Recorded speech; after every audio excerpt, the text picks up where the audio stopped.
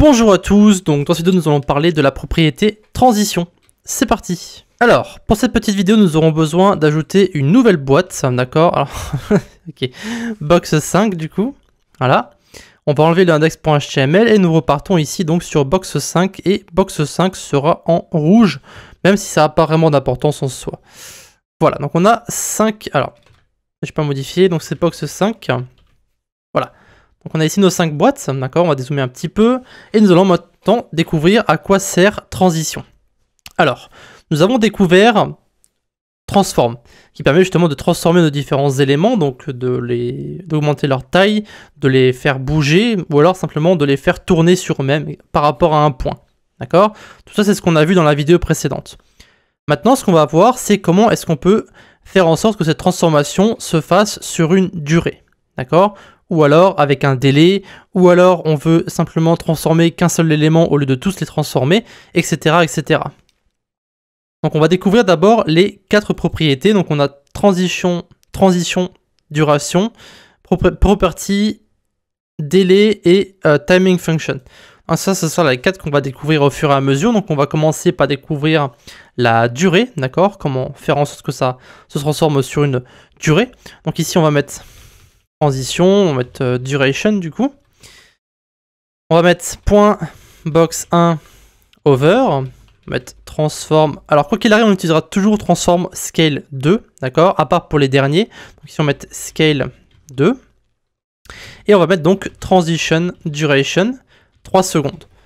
Donc en fait ce que ça va faire, ça c'est très simple, ça va transformer notre carré, ça va augmenter sa taille de 2 sur 3 secondes. On rafraîchit, on met notre petite souris sur le carré en question, et vous pouvez voir que sur 3 secondes, ça se transforme. D'accord? Donc la transition prend 2 secondes, 3 secondes, pardon.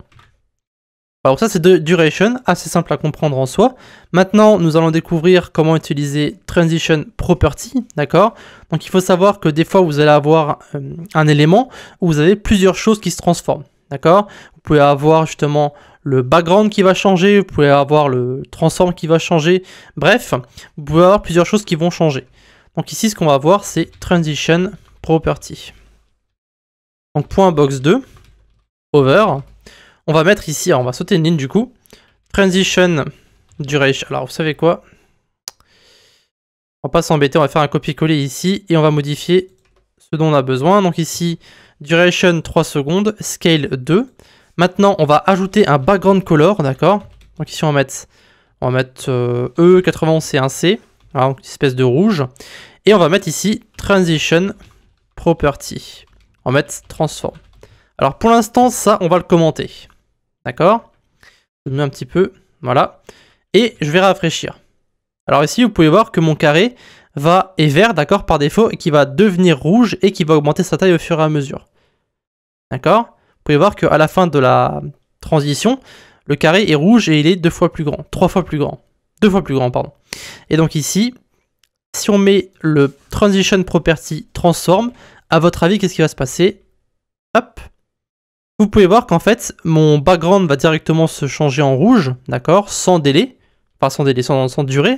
Donc il y a automatiquement le carré qui devient rouge, et après, le carré augmente sa taille. D'accord? C'est parce qu'en fait, on a ajouté la transition uniquement sur la propriété transform. D'accord? Si j'avais mis ici background, d'accord? Eh bien, ça va directement changer la taille instantanément et ça va prendre 2 secondes pour se changer en rouge. D'accord? Donc vous pouvez très bien sélectionner en fait si vous voulez une propriété. Ok? Donc encore une fois, assez simple à comprendre. Maintenant, on va copier ça. On va découvrir transition delay, d'accord? Donc ici on va mettre transition delay, on va copier ça, ce sera la box numéro 3 du coup, et ici nous allons découvrir justement comment ajouter plusieurs propriétés et comment ajouter plusieurs durées. Donc il est possible, pardon, que vous ayez un élément qui va changer sur une durée X, d'accord, et un autre élément qui va changer sur une autre durée. Donc par exemple ici, si je voulais faire en sorte que mon carré change d'abord de couleur et ensuite il se transforme, d'accord? Donc ici, ce qu'on pourrait faire éventuellement, c'est mettre une virgule après la duration, d'accord? Mettre une virgule après transform et mettre ici background, d'accord? Vous pouvez très bien sélectionner plusieurs valeurs, enfin ajouter plusieurs valeurs et mettre une virgule entre les deux.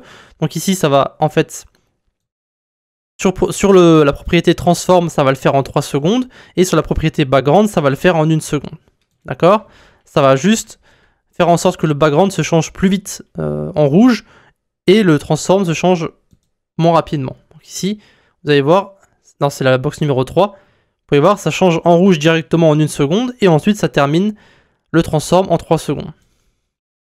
Maintenant, ce qu'on veut voir, nous, c'est transition delay. Donc, transition delay, on va mettre ici 3 secondes et 0,5 secondes. Alors, ce que ça va faire, c'est très très simple. Ça va en fait attendre 0,5 secondes pour changer le background.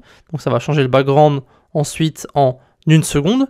Ensuite, après 3 secondes, ça va changer, enfin, ça va prendre la propriété transform et ça va la changer en 3 secondes. Alors, regardez bien ce qui va se passer. D'abord, vous avez, alors je répète rapidement, après 0,5 secondes, vous avez le background qui va changer en 1 seconde, d'accord? Et après 3 secondes, vous avez le transform qui va s'appliquer en 3 secondes. Regardez bien, après 0,5 secondes, on change de couleur, et après 3 secondes, on augmente la taille. D'accord? Donc c'est à ça que sert la propriété transition delay, c'est d'ajouter justement un délai sur la transformation de nos différents éléments. Donc ici 0,5 secondes pour background et 3 secondes pour transform. Et vous pouvez utiliser ça comme vous voulez, hein, ça n'a aucune importance. Alors maintenant qu'on a vu transition delay, il est maintenant l'heure de s'attaquer au dernier point qui est un poil plus complexe, qui s'appelle transition timing function. Alors transition timing function. Donc pour ça, on va aller directement sur un petit site anti-sèche pour les courbes d'accélération. Donc en fait ici, lorsque vous allez appliquer un timing function sur un élément, ça va faire en sorte de, comme dit ici, de changer la vitesse de transformation en fait. Donc là on avait mis transition duration 3 secondes, d'accord? Et 1 seconde pour le background. Et bien ici, les 3 secondes vont s'appliquer de façon différente par rapport à la fonction qu'on va mettre. D'accord? Donc ici, vous pouvez voir que vous avez d'abord, donc ça sera, quoi qu'il arrive, la durée sera toujours 3 secondes. D'accord? Quoi qu'il arrive, hein, peu importe ce que vous faites. Maintenant, la question, c'est comment ces 3 secondes vont être appliquées. Ok? Donc ici, si vous mettez par exemple is in sin, vous avez d'abord un début qui est lent, et ensuite on va extrêmement rapidement. Is out, c'est le contraire, ça va d'abord être rapide, puis lent. Ok? Donc, la question, c'est pas à quelle vitesse ça va s'appliquer, c'est comment les 3 secondes vont être distribuées sur la transition de notre élément. D'abord, ça va être lent, puis rapide pour is in. Pour is out, ça va d'abord être très rapide, puis lent. Mais quoi qu'il arrive, ce sera toujours 3 secondes. C'est comment ces 3 secondes vont s'appliquer sur notre élément. Par défaut, c'est une courbe qui est droite. D'accord? Donc ça va être rapide tout le temps. Cependant, si on utilise is in ou is out, par exemple, eh bien, ça va d'abord être lent, puis rapide. Ok?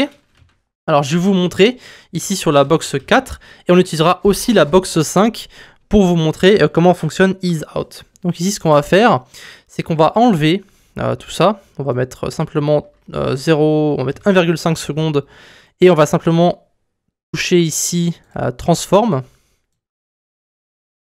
Voilà. Et donc ici, on va ajouter transition timing function.